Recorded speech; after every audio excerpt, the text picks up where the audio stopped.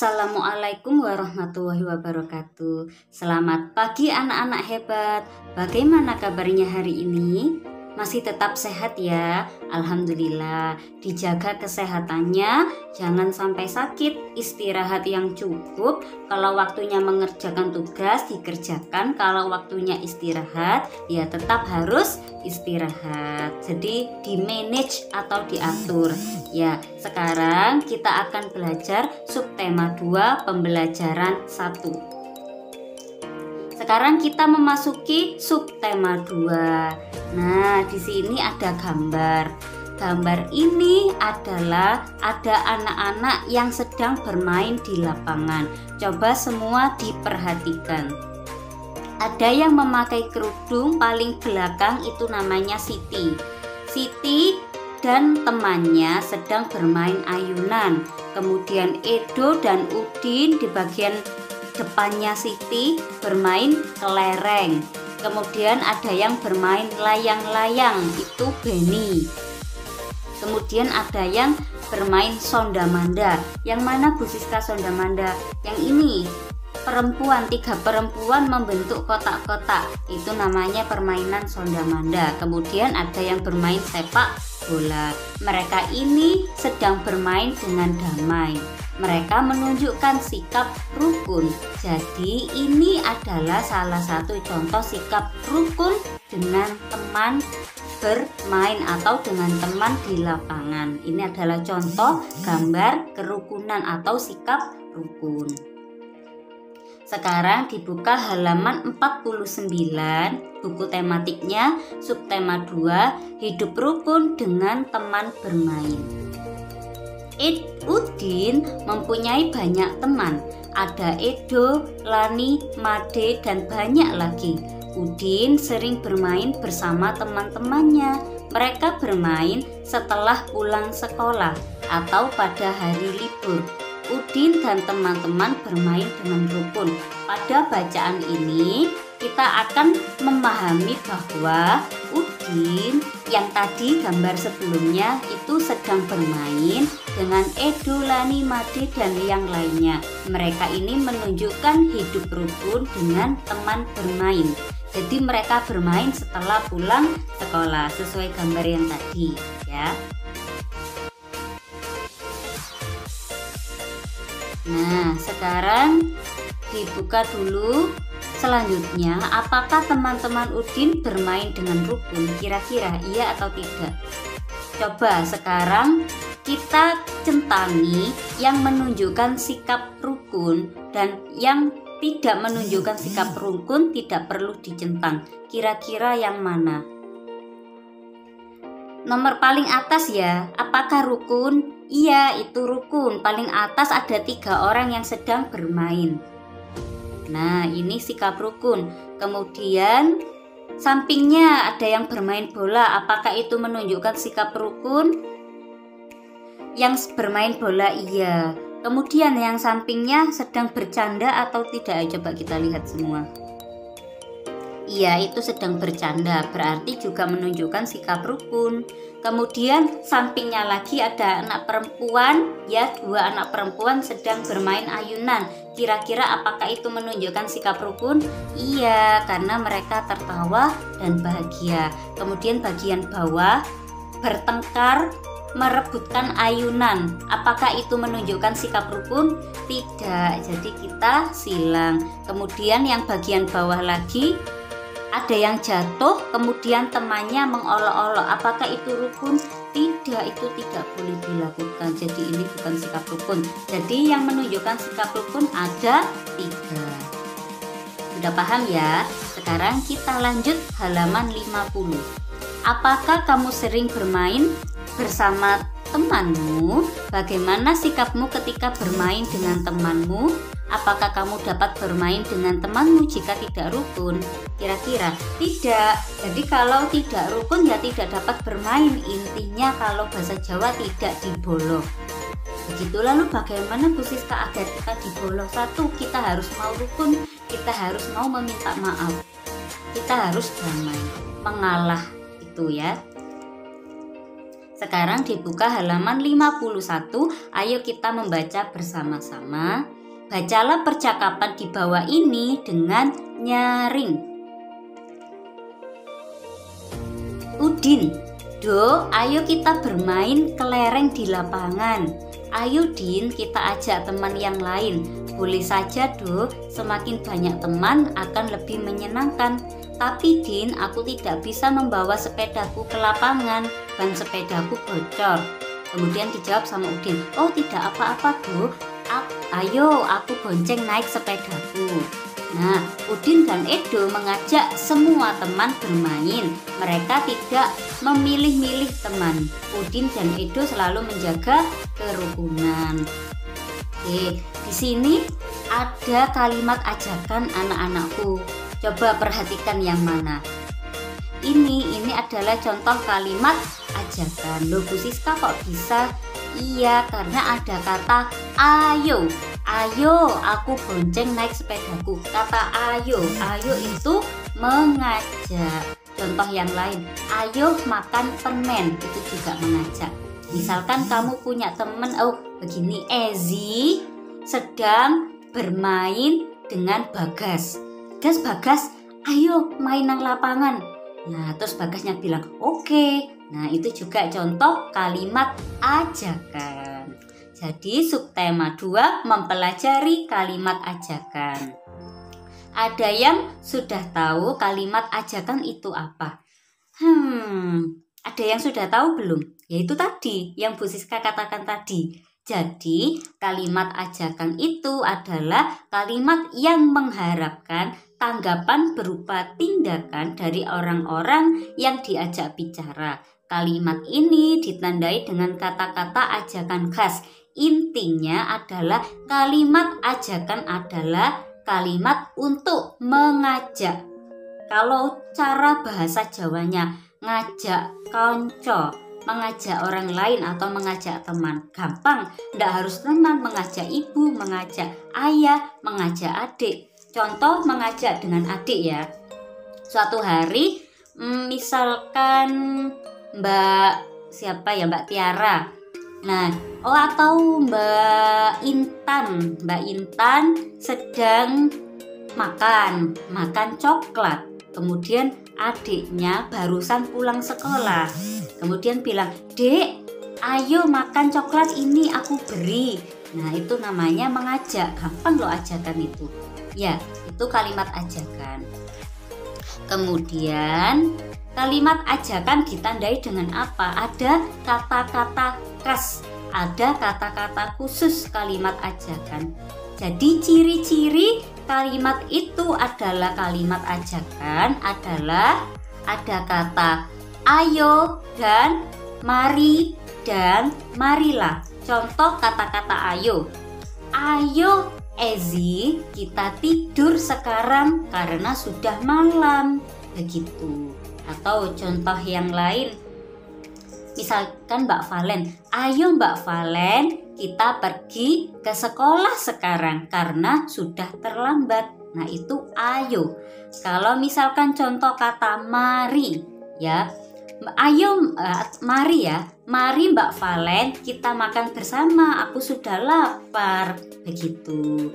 Kalau marilah kita berdoa bersama-sama. Marilah kita mengheningkan cipta. Marilah kita menyanyikan lagu Indonesia Raya. Itu marilah. Jadi marilah itu lebih sopan. Ayo dan mari itu untuk teman, untuk ibu, untuk adik. Tapi kalau marilah itu untuk bersama-sama semuanya. Sudah paham? Nanti kalau belum paham bisa tanya langsung WA Bu Siska ya. Kita lanjut. Contoh kalimat ajakan. Nah, sekarang contohnya. Coba perhatikan. Nomor 1. Ayo bermain di lapangan setelah mandi. Ada kata ayo diakhiri dengan tanda titik. Ini ya, jangan lupa. Kata ayo diakhiri dengan tanda titik. Kemudian, ayo Udin kita berangkat sekolah. Mari kita belajar matematika. Kalau ada mari berarti ada kita, mari kita. Nggak mungkin mari aku, nggak mungkin mari kamu, nggak mungkin. Kalau kamu berarti ayo, kalau kita berarti mari. Mari kita makan bersama-sama, itu juga ya. Sekarang dibuka halaman 52. Ayo kita mencoba bersama-sama. Urutkan gambar di bawah ini sehingga menjadi sebuah cerita. Ini adalah cerita. Setelah bermain, mari kita rapikan tempatnya untuk menjaga kebersihan. Nah, ini berarti kira-kira cerita nomor berapa?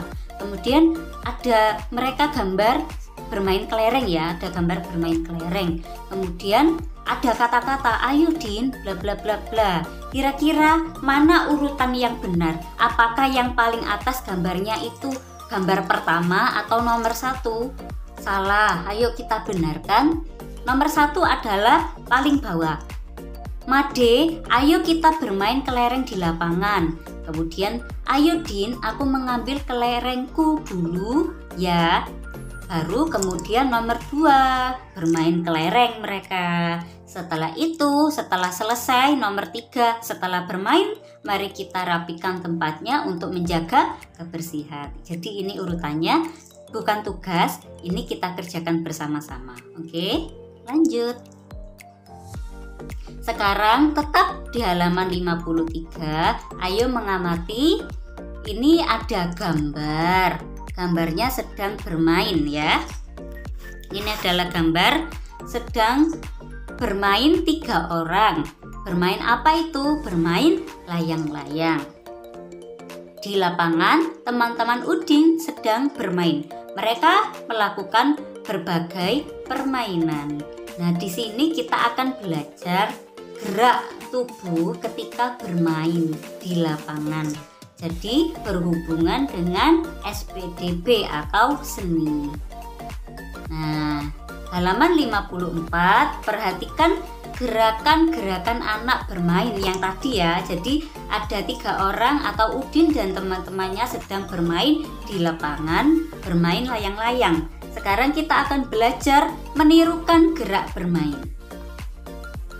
Ini adalah gerak tangan seperti ini. Ini seni budaya, berarti di sini gerakan tari sederhana. Ini namanya gerakan tangan. Diingat-ingat, kalau ada gambar seperti ini namanya gerak. Contoh ya, gerakan apakah ini? Jawabannya gerakan tangan. Nanti soal bisa keluar seperti ini ya. Kemudian ini adalah gerakan kaki. Diingat-ingat, kalau ada soal gambarnya gerakan kaki, maka jawabannya gerakan apakah ini? Jawabannya gerakan kaki. Sudah paham? Lanjut, ini adalah gerakan kepala. Gerakan tangan, gerakan kaki, dan gerakan kepala. Gerakan kepala menggeleng ke kanan dan ke kiri. Jadi diingat-ingat ada gerakan tangan, gerakan kaki, dan gerakan kepala menggeleng ke kanan dan ke kiri. Sudah paham ya? Ini seni budaya atau materi SPDB. Diingat-ingat nanti ketika menjawab soal harus bisa mengerjakan.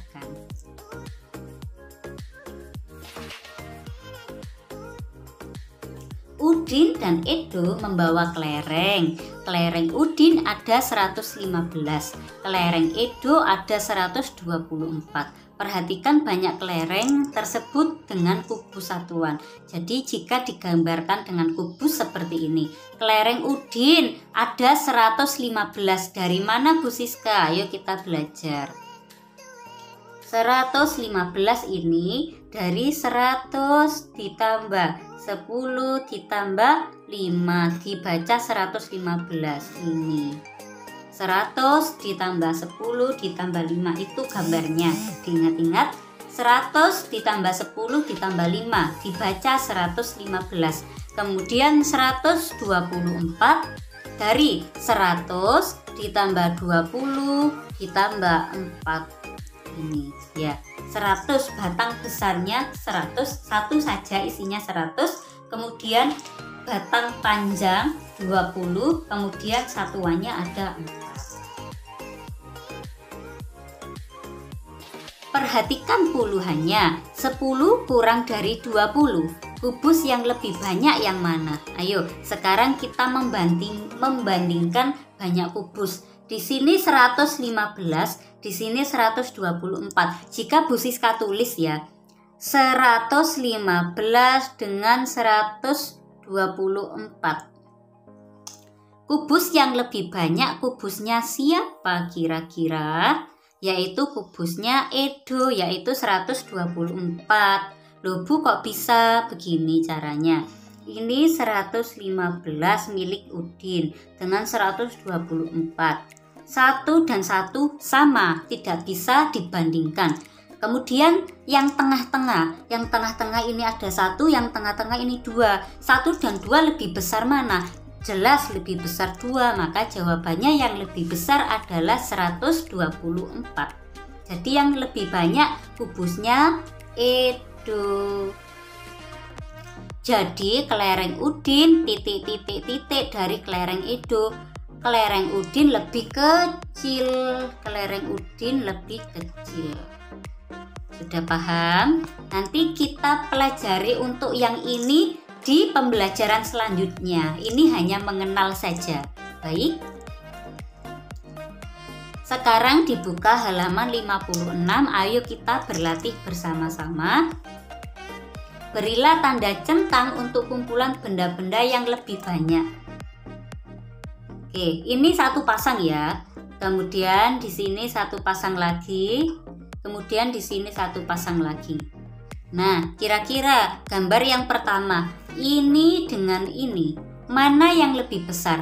Di sini kubusnya ada 2, di sini kubusnya ada 1. Loh, Bu Siska, tapi batangnya ini 3, batangnya ini 4. Itu kalau pada angka pertama sudah kelihatan mana yang besar, maka tidak perlu melihat angka yang tengah. Jadi ini tidak perlu dilihat dulu, nanti tambah bingung. Yang perlu dilihat dulu adalah yang pertama dulu. Ini berapa kubus? Di sini ada 2, di sini cuma 1. Berarti jelas yang lebih besar yang mana? Ini. Ya, kemudian gambar kedua. Ini kubusnya cuma 1, di sini 3. Jelas yang lebih besar mana? Ini. Sudah paham? Lanjut. Di sini yang lebih banyak mana? 1, 2, 3, 4, 5, 6, 7, 8, 9, 10, 11, 12, 13, 14, 15, 16, 17. Nah, yang bawah lebih kecil, jelas yang lebih besar yang ini. Jadi begitu ya. Jadi jawabannya seperti ini. Ini bukan tugas, kita cari tahu bersama-sama saja. Sudah paham? Ayo kita lanjut. Nah, jadi anak-anakku ini adalah tugasnya 57 sampai 58. Jadi ini lebih besar dan lebih kecil ya. Contohnya A dan B nomor 1, mana yang lebih besar? Yang ini adalah 300, sebentar. 337. Yang ini 366. Jelas yang lebih besar adalah B. Kalau lebih besar berarti yang dicaplok B seperti ini. Ya, berarti artinya A lebih kecil dari B. Yang dicaplok yang B. Kalau yang A yang lebih besar maka yang dicaplok begini. Ini artinya A lebih besar dari B. Begitu ya.